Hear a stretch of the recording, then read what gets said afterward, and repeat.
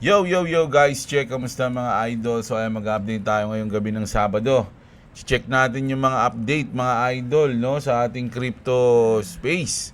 Mga loads at titignan natin yung chart at ayun na nga mga loads no. Medyo nag-drop kanina yung market at ngayon pa-drop na naman mga idol no. So bumali tayo kanina. Kaya lang onti lang. Kano yun? 60, 50, 50. Wala pa kang 60. Ayan mga lods. So, try lang natin to mga lods, no? Kung mag-drop pa siya. Nako, wala na to mga lods. Wala na tayong pan-trade.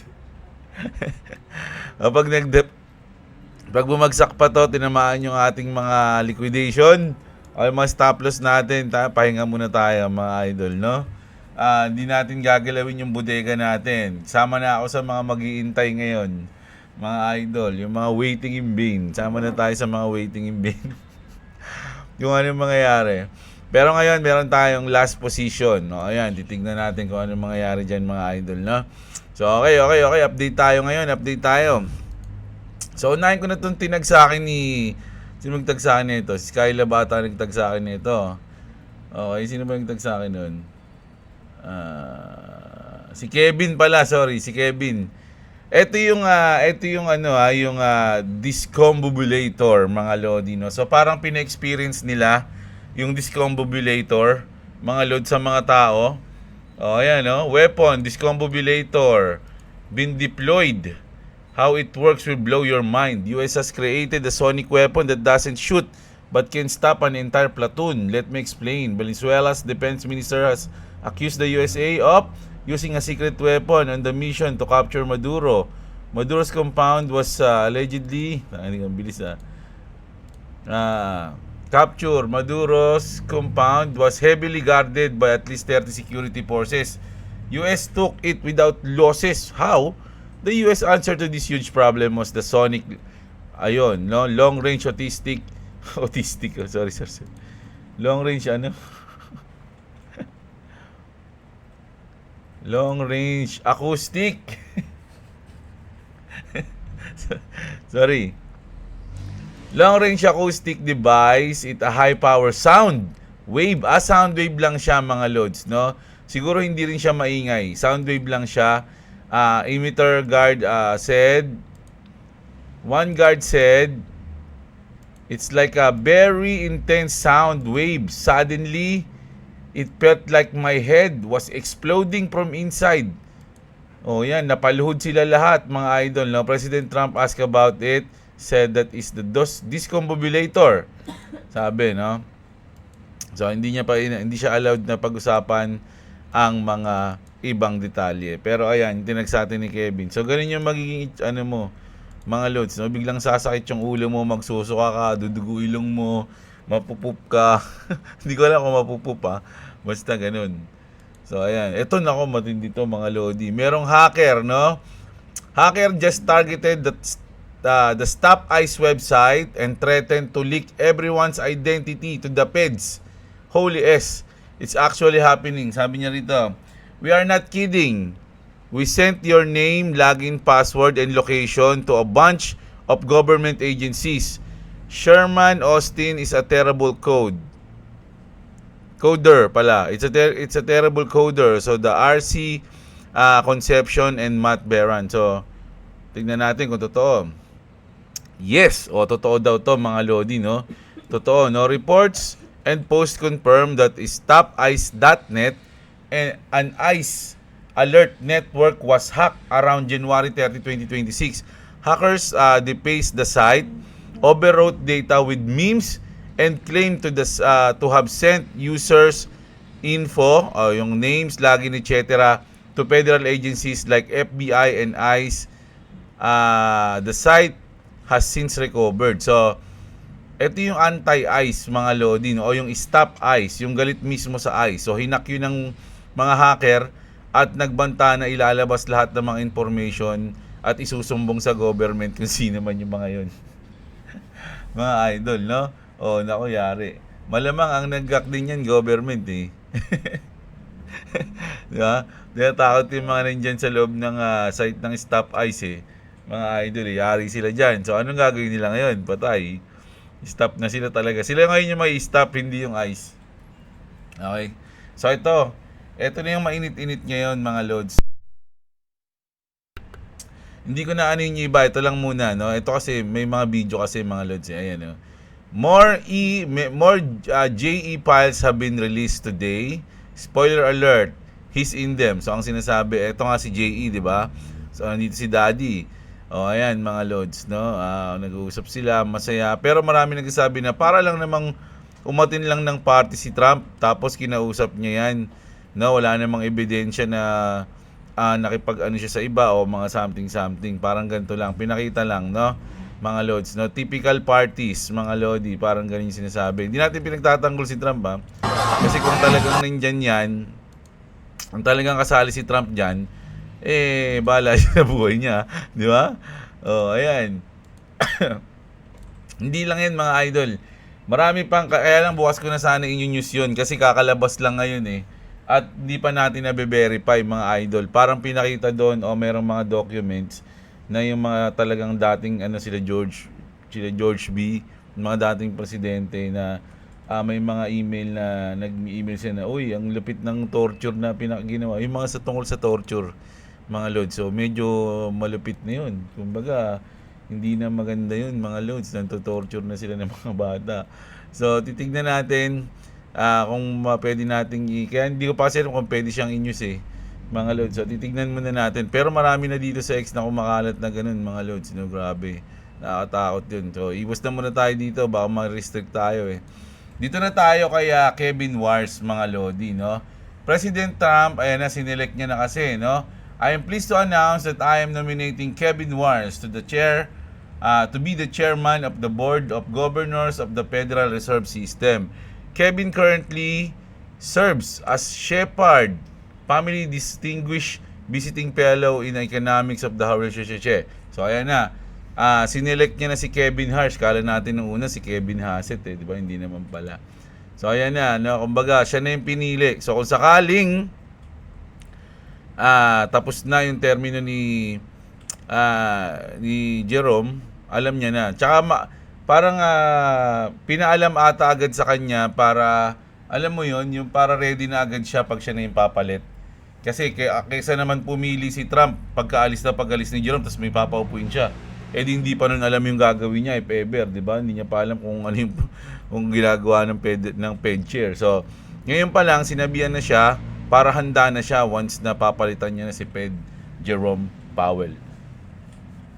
Okay, so at hindi lang yan si Kevin Wars mga lodi, parang siya ata no? Tsaka siya, sobrang pro-crypto. Sabi nga dito, Trump potential Fed chair on Bitcoin. Kevin Wars now rumored as Trump's next Fed chair said this on CNBC years ago, no? Ito yung sinabi ni Kevin Wars, no? Bitcoin makes sense as part of a portfolio. Bitcoin is the new gold. He tied BTC's rise to dollar weakness and global currency strength. From alternative currency to possibly running the Fed, Bitcoin keeps moving closer to the center of power, mga lodi, no? So, ibig sabihin talagang pro siya. Sabi nga dito si Michael Saylor, Kevin Wars will soon become the first pro-Bitcoin chair of the Federal Reserve. Nice glasses, sabi mga lodi, no? So, ayan imagine yung SEC chairman natin si Paul Atkins, pro-crypto. Yung ating tawag dito si Scott Bessent, pro-crypto. Ngayon naman sa Fed natin papalit naman is pro-crypto din. So alam niyo na mga lods, no, babagsak na yung market. Ano ba? Babagsak ba? Taragis naman yan. Sobrang baba na nito. Iniisip ko kung babalik yung XRP ng under $1. Pero sa tingin ko hindi malabo na yung mangyari, mga idol Siguro kung gagawin mo nila yon, saglit lang mapupunta yun doon. Pak, sabay babalik, magbabounce na siya. Kumbaga gusto lang nilang i-liquidate yung mga nakalong, yung mga nandun na nakalong. Di ba? Kasi sa tingin ko hindi na eh. Kasi nga, di ba, ang dami ng adoption ng XRP, mga Lodi.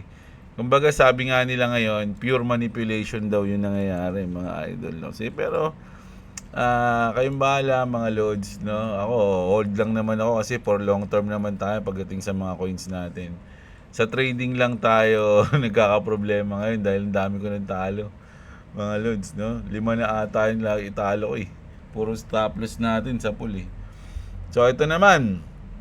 Nako, ito Sabi dito mga Lodi, Jack Dorsey just sat down with the CEO of Norway's 2 trillion sovereign wealth fund, walking him through Bitcoin's vision and future, mga idol, no? So, kinausap siya ng CEO ng Norway. When Bitcoin is being discussed at this level, you know adoption isn't retail, it's national, mga Lodi. No? Bitcoin money is paying attention. So, yung adoption natin sa crypto, sa Bitcoin, tuloy-tuloy, mga Lods. No? Hindi humihinto. No?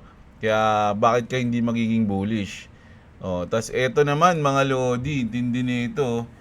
Ito lang malupit. Yung XRP tsaka XLM, kasama sila sa Epstein file. Paano to, mga Lods?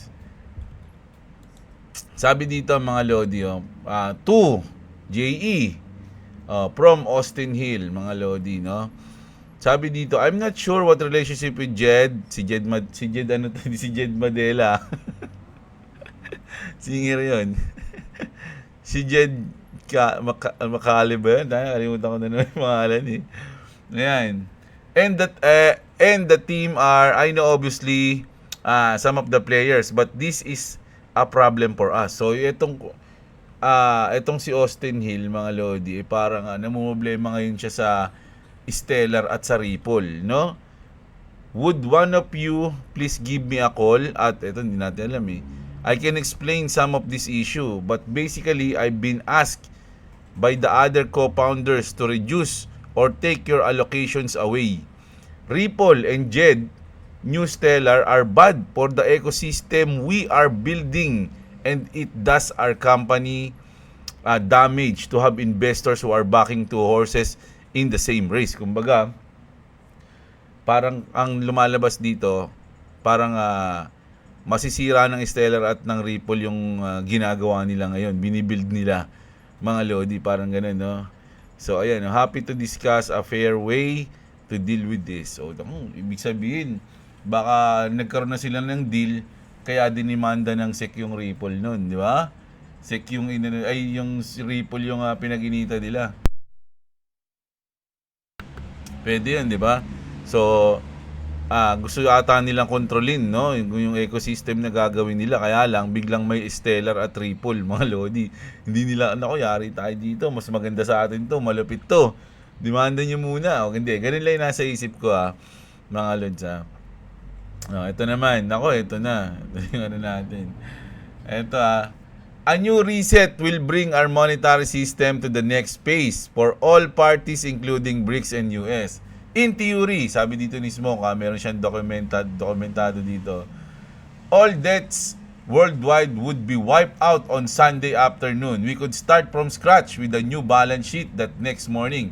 Brenton Woods 3.0 is coming. Ito, sabi ko kay Grok, paliwanag mo nga sa akin to kasi parang pagkakaintindi ko dito, pwedeng mangyari na lahat ng utang mawawala at magbaback to zero muna tayo. Balik tayo sa umpisa, ganun, no? So, sabi ko parang imposible yun. So, pinano natin dito kay Grok. Sabi niya, yung post ni Smoke na pinadala mo, puro hype yan. Ayan maski ako feeling ko hindi yun pwede mangyari. Puro hype yan tungkol sa global reset daw dahil sa bagong BRICS payment platform, sabi niya. In theory, ayan yung binasa niya. No? Tapos, sinabi pa niyang Brent Woods 3.0 na raw darating. Kasi it's coming. Ayan, it's coming. Parang parating na, parang ganun. Parang sine, no? Sabi niya. Ayan, binabasa ko lang siguro ka. Parang sine, no? Isang araw, biglang zero lahat ng utang mo, credit card, housing loan, student loan, pati utang sa tindera. Ayan o. Pati utang sa tindera. Lahat gone. Tapos kinabukasan, fresh start na naman. Bagong pera, bagong sistema. Ang ganda, di ba? Sabi ni Grok, oh. Parang pangarap ng mga taong laging max out ang GCash at may utang pa sa 5-6. May emoji pa. Sarata to eh. O, ayun ha. Pero teka lang. Huy, gising, sabi niya. Yan ay pure fantasy trash talk ng mga crypto bro at conspiracy enjoyers na naniniwala sa Great Reset. O, ayan ha. O yung Nisara Gesara. Alam niyo na itong Nisara Gesara, mga idol. Ayan yung, basta, may ano yan, malupit din yan. Parang akin at iyo yan eh. Basta, nakalimutan ko tuloy. Yung words dun sa dalawa na to. Nisara Gesara type ng kwento. Walang official na BRICS o gobyerno na nagsabi na, sige, Sunday next week, utang wipeout tayo ha. Ang kulit ni Grok ha. Ano ba talaga ang nangyari ngayon as of January 2026? O, ito na yung totoo mga Lodi. Kinukulit lang tayo ni Grok eh. May pinaplano ang BRICS payment system, yung BRICS Bridge o yung M-Bridge Inspired, para mag-trade sila ng national currencies nila. Kunyari, yung yuan, rupees, rubles, etc. Nang hindi na umaasa sa US dollar at sa SWIFT. No? Ito yung talagang global eh. India nga ngayon, chair ng BRICS, at pinupush nila yung pag-link ng CBDC, Central Bank Digital Currencies nila, para mas madali ang cross-border payment trade at turismo o yung tourism. Halimbawa, Indian rupees, digital diretso sa Chinese digital yuan. Walang dollar sa gitna. No, ayan, sinasabi nila. Ito ay para maging independent sila sa US financial system. Lalo na may sanction at geopolitical drama. Ayan. Pero wipe out lahat ng utang sa buong mundo? Bro, imposible yan. Kung gagawin yan, lalagay sa alanganin lahat ng pension funds, banks, insurance companies, retirees na may savings sa bonds. Lahat masisira. Oh, yung pala, hindi pala pwede yun. Smoke, huwag kang smoke. Lahat masisira. Parang sabi mo, sa utang mo sa Bombay, oy, Sunday na, zero na utang ko ha. Tapos siya naman magiging may-ari ng bahay mo kinabukasan. Yung mga sumagot sa thread, may nagsabing communism yan, war incoming. May takot na tokenized property equals slaves na tayo forever. May iba naman, control alt delete lang yan ng sistema, sabi, no? Kung ako yung magta-trash talk sa post na yan, sasabihin niya raw kay Smoke, oy Smoke, at mga XRP Moonboy dyan. hanggang in theory lang kayo ha. Sunday afternoon daw, wipe out. Baka Sunday hangover lang yan after mag-drink ng copium. Ano yung copium? BRICS may plano nga para iwasan ng dollar dominance. Pero hindi ibig sabihin no, na magiging Santa Claus sila at tatanggalin lahat ng utang mo. Kung totoo yan, bakit hindi pa nila ina-announce sa mainstream? Kasi hype content lang yan para maging viral at mag-like ng tweet. O, ayan ha. Kung gusto mo ng totoong update, may pagbabago sa global finance, dahan-dahan, hindi overnight reset. Pero kung naghihintay ka ng magic, Sunday na mawawala ng utang mo, good luck bro. Baka mas mabilis pang manalo sa loto kaysa mangyari yan. O, di ba? Ang kulit ni no? Ang kulit ni Grok, no? May bago ako natuklasan kasi mga Lodi pag mga ganyan eh. Pag mga ganyan, pwede nating ipa-explain kay Grok na medyo may konting trash talk mga Lods, no? Ito 1 hour ago ha, tingnan natin. BRICS Pay, Ripple and XRP. Here is a lesser known link between BRICS Pay and Ripple technology. Sige, paano na natin to pagawa natin kay Grok ha? Ayan. Tagalog na. Okay naman yan siya sa Tagalog eh. Ipaliwanag mo sa akin ang post na ito sa Tagalog na parang galit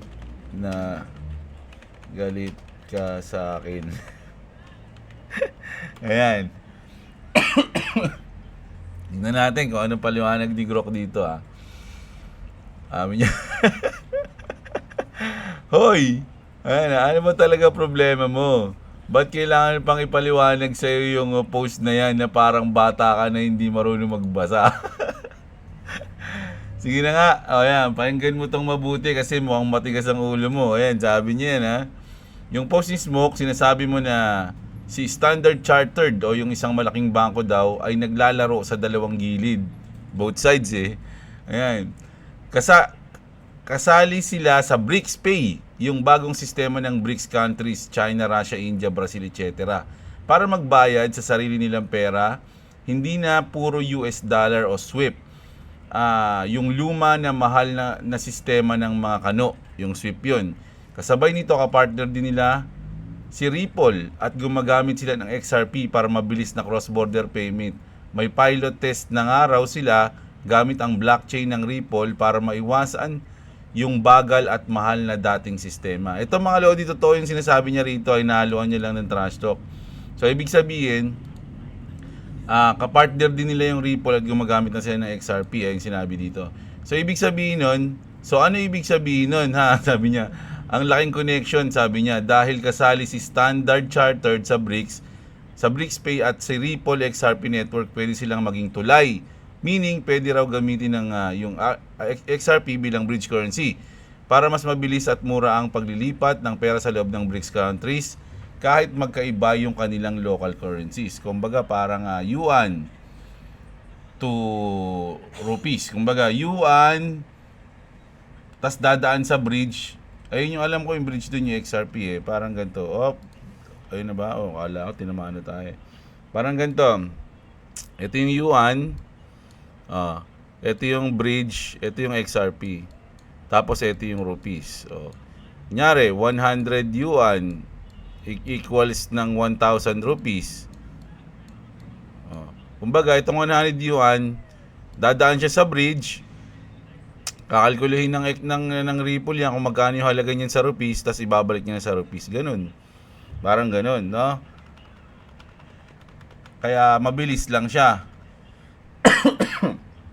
No, ganun yung mangyayari. Ayun yung sabi mga lods Di ba? Sa madaling salita, BRICS Pay, Ripple, Standard Chartered, posible na maging malaking tulong yung XRP sa pag-alis ng dependence sa US dollar. De-dollarization daw yan. Gago. Gago po. Uy, grabe ka naman, bro. Walang murahan. Ayan.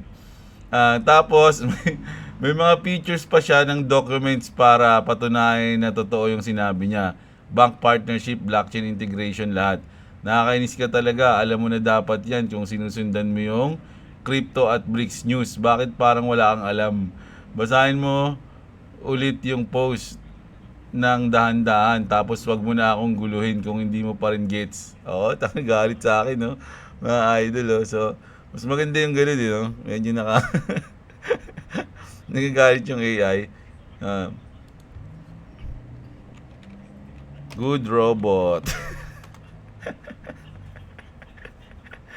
Ayan biglang good robot pagkatapos ko magalit ng todo kanina. Akala mo matutunaw agad ako niyan. Akala mo ba matutunaw agad ako niyan? Hindi ako ganun kadali, Jeblo. Pero sige na nga, deep breath. Thank you na rin kahit pa paano. Ang kulit nito no? So, ayan. Grabe, no? Yung news natin. May news ba tayo? May natutunan ba sa news natin ngayon? Dapat di na mag-upload eh. Kaya lang, syempre, kailangan magbasa ako ng comment nyo. Kasi hinihintay nyo yung comment ko eh. Di ba? Tsaka naka-live pa rin. Hanggang bukas to kasing TWT, yung Tekken World Tour. So, titingnan natin. Okay. Base tayo ng mga comment nyo. Dito tayo dito tayo so, ito ata yung ayan, minute ko na yung salita ko Ayan, si Benjamin Knight. Ayan, shoutout sa'yo. Ayan, si Eman Phillips. Markets are broken and here's the proof. Look at gold and silver price across major cities at the same time. Oh, ayan, yung gold, Mumbai, New York, that's negative 283 gap. Hong Kong, oh, that's 13. These aren't small difference. These are massive spreads and a normal market and in a normal market this can't last. No, arbitrage closes it fast in milliseconds, but it's not closing. That one pack explains a lot. It means the market isn't clearing like it should. The paper price isn't the real price anymore. The real price is where it actually settle.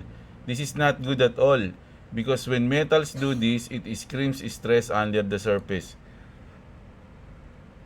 Funding gets tight, liquidity gets thin, someone gets forced, no? Now connect the dots. Gold and silver is sit under the system as collateral. So when they break, the pressure spread anywhere. I've studied macro for 10 years and I haven't seen a situation like this. The system is cracking in real time and most people still think it's normal volatility. I'll analyze the flows and post a full view tomorrow. Many will be get liquidated. Sabi niya, many followers won't. Kumbaga, merong sa iba to, ikaw ba to, King Changsheng? O kinapipis mo lang to?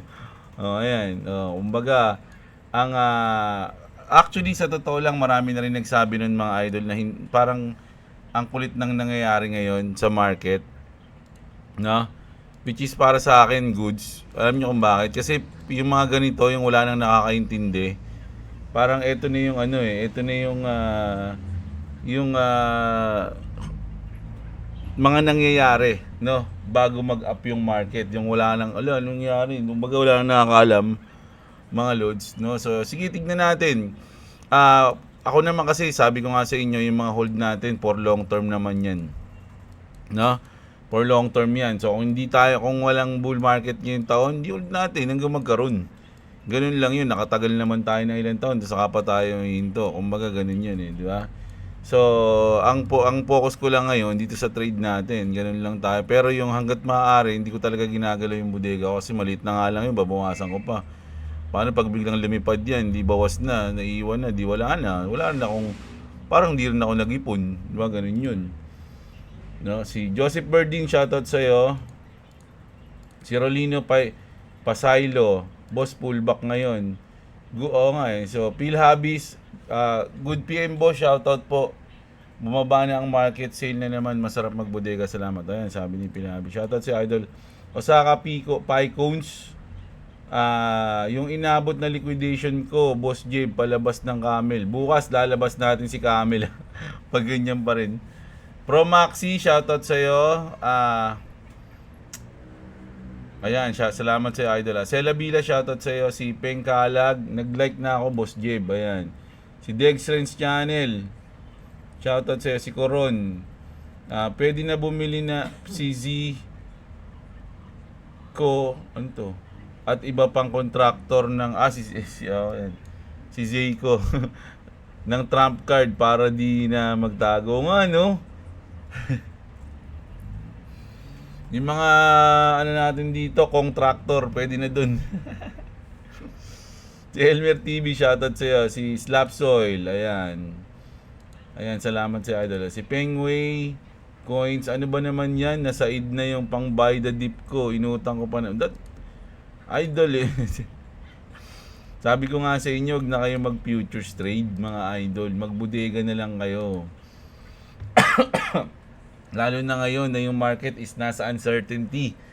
Grabe, alos wala na makaintindi kung ano nangyayari. Yung mga pinapanood ko nga na magaling mag-TA, hindi na nila alam din Yung mga magagaling na pinapanood ko, wala na rin, no idea na rin sila kung ba't ganun yung nangyayari, mga idol Lahat ng TA nila, puro wala na rin. Sablay na rin mga lods So tayo, lang tayo, waiting lang tayo mga lods, no? Si Carol Bautista, shoutout sa iyo. Si MG Gaming, si Manga Edwin, si Ardel. Good morning, Jeb. Pansin ko lang ang daming dahilan kaya bumagsak ang market at walang dahilan para umangat kaya bubulusok pababa. O pwede rin yan. The ship is coming, sabi ni JDB. Si Emma Phillips. BTC and together si wala, ano ba to? Ano ba to? Ano to? Mga ano to? Bot, sorry. Santos Jandel, shoutout sa iyo. Ayan, si masyado nang masakit, sabi ni Idol. Mag-legit check na muna regarding sa JE files, no? News mo, hindi credible yung ibang source mo. Bakit di nyo i-legit check?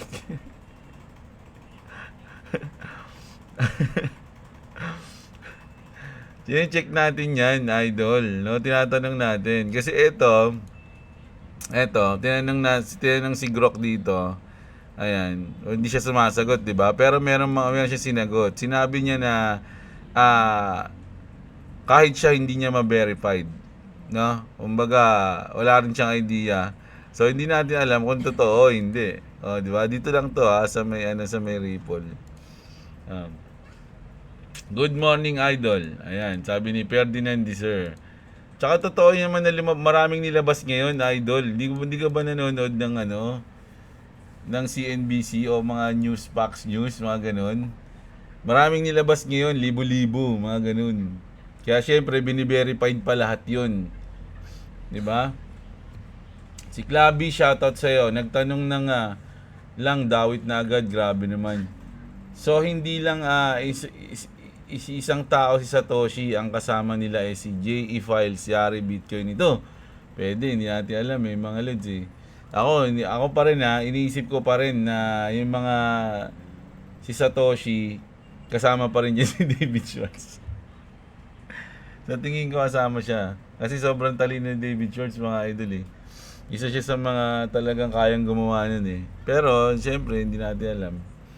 Mahal na araw last year, ang opportunity last year bago rally ng July. Kung gagawin niya uli, sabi ko last year, January, July ang rally ni XRP. Pwede. Ayan, si Manghuhulang Baba. Disley, shoutout sa'yo. Si Charles. Good morning, Idol. Si Virgie Lolisa. Good morning, Jeb. Sorry na. Ayoko na hirapan ka, Lord. Si Kevin to. More power kay JE. Madami pasabog. Kung kilala niya mga founder ng Bitcoin, wasak talaga. Magsisilipatan ba ang Bitcoin Maxi? Tignan natin, sabi niya. As if nahirapan ka, Lord, sa pag-pronounce ng English, Lord, Google Speak mo na lang. Kaya lang tatagal Alam mo naman tayo freestyle Para matik sure ang dating more power. Ayan. Minsan kasi, first time lang natin nabasa, no? So, yung mga maraming words dito na nababasa ako na first time ko lang din narinig Mga idol Diba? Pero, tinatry naman natin ang best natin. Si Ratsilab, shoutout sa'yo. Si Princess Nicole. Ayan, si Skyla, at syempre, si Stephen Andre ang nag-champion, mga idol, no? So, bukas, bawi ako sa inyo, Ngayon kasi, umalis kasi kami kanina, kaya medyo onti lang yung news natin, Nahabol ko yung ngayong gabi, alas 9 na, At pansin nyo naman, parang pagod na yung boss ko, Naantok na ako. Naantok na yung matanda, mga idol. So, ayan, no? Gusto ko nang humiga, mga lods, no? At salamat sa mga nanood, umabot kayo rito. Bukas bawi ako sa inyo ng news, mga idol, no? So, ayan, kita-kits tayo bukas ng umaga. So, maraming salamat. Like nyo yung video natin, mga idol. At subscribe sa mga hindi pa nakasubscribe, okay? So, ayun lang. Maraming salamat. Magandang araw sa inyo, mga kapatid. At What's up?